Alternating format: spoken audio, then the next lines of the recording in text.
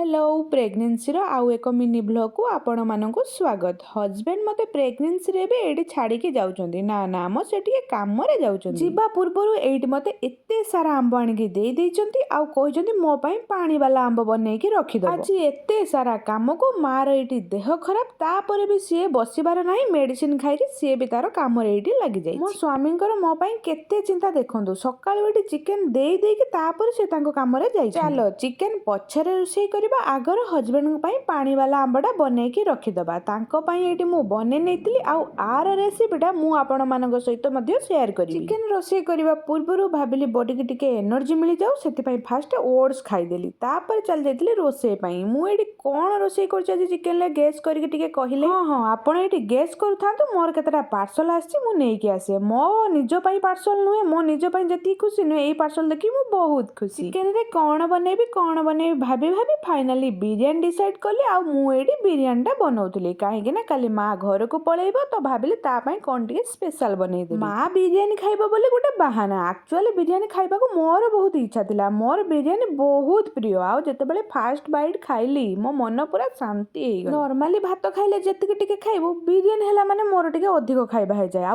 एते पेट हेवी हे जायछि तो टिके न गडिले तो हबनी तो एठी मु टिके गडी पड़छि। सोई कि उठेला बेल को पेट पूरा फुल थिला तो आउ किछि न खाइ के डॉक्टर एडवाइस करथिबा एई सैचेट को नै जाई। एमिति रे तो मु इवनिंग वॉक रे केबे जायनी किंतु आज टिके बिरयानी अधिक खाइ दितिली सेति पई इवनिंग वॉक रे जाइतिली ता सो मो माँ को मध्य नै जाइतिली।